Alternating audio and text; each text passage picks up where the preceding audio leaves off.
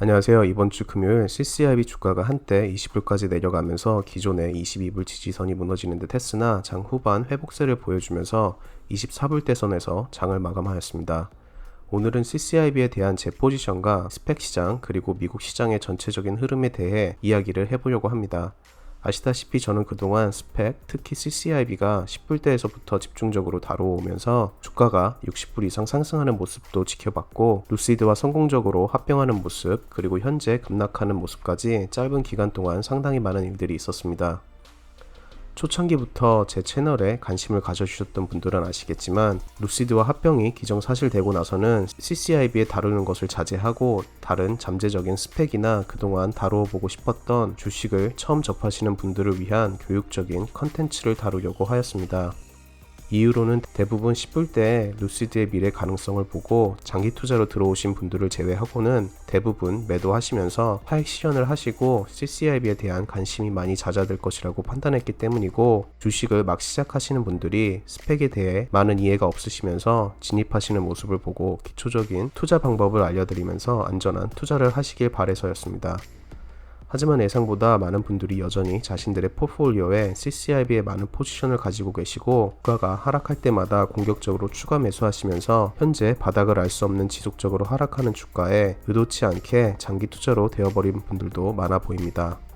때문에 현재 스펙에 대한 저의 의견과 그리고 현재 미국 시장 흐름을 제가 바라보는 시각에 대한 의견을 공유하려고 합니다. 이미 많은 분들이 아시다시피 이번 주가 하락은 단 CCIB 뿐만 아니며 특히 스펙 시장에서 상당히 큰 타격을 받았습니다. 그동안 스펙 시장에서 투자자들의 관심이 상당히 뜨거웠고, 이는 하방이 막혀있는 장점과 동시에 많은 투자금들이 몰리면서 기업가의 루머만 돌더라도 대다수 스펙은 손쉽게 20% 이상의 수익을 내는 모습을 보여주면서 리스크가 적은 동시에 짧은 시간 그리고 적은 투자금으로 큰 수익을 낼 수 있었기 때문이라고 생각합니다. 하지만 현재 이번 조정으로 스펙에 집중적으로 투자하시던 분들이 큰 손실을 보시면서 다시금 가치주, ETF 등 그나마 안정성이 있는 종목으로 옮기시는 모습입니다. 저 또한 현재 스펙의 투자는 앞으로 시장 반영성이 어떻게 될지 예측하기 어려운 가운데 성장주나 스펙에 대한 투자는 이전과 비교 리스크가 상당히 높아졌다고 판단됩니다. 현재 하락장에서 스펙은 기업가의 루머나 합병 발표에도 주가의 상승을 기대하기 어렵기 때문입니다. 하지만 개인적으로는 현재 스펙이 강하게 형성되었던 프리미엄이 빠지면서 오히려 몇몇 스펙은 투자하기 좋은 적기일 수 있다고 판단하고 있습니다.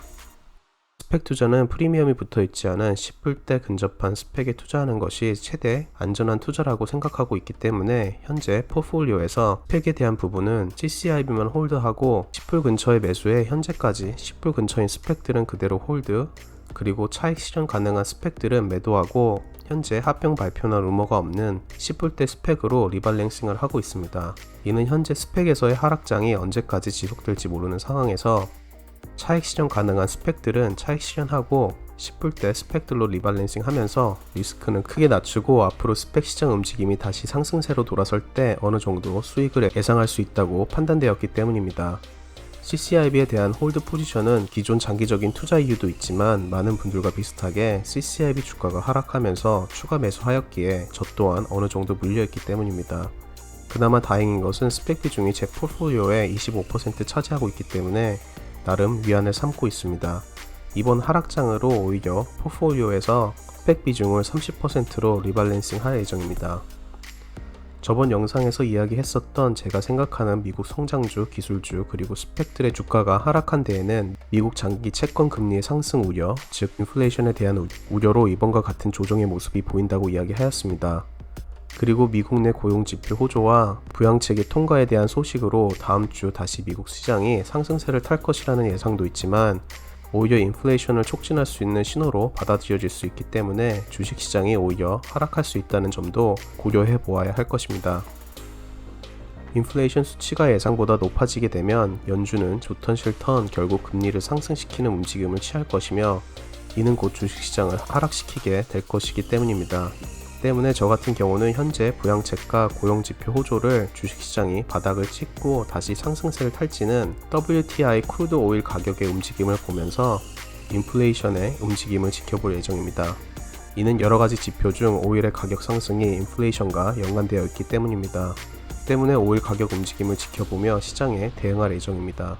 이미 오일 관련주들의 주가 상승을 보여주고 있으며 WTI 크루드 오일 가격 또한 현재 빠르게 상승하면서 현재까지는 무빙 에버리지에서 크게 벗어나지 않는 모습이지만 현재 같은 상승세가 꺾이지 않는다면 인플레이션이 일어나고 있다는 우려로 받아들여지면서 연준에서 금리 인상을 강행할 수도 있기 때문입니다. 때문에 이미 바닥을 찍었다 생각하시고 고용지표 호조와 부양책에 대한 기대로 다음 주에 투자하실 예정이신 분들은 이러한 점도 한번 고려해보시고 신중하게 투자 결정을 하시길 바랍니다.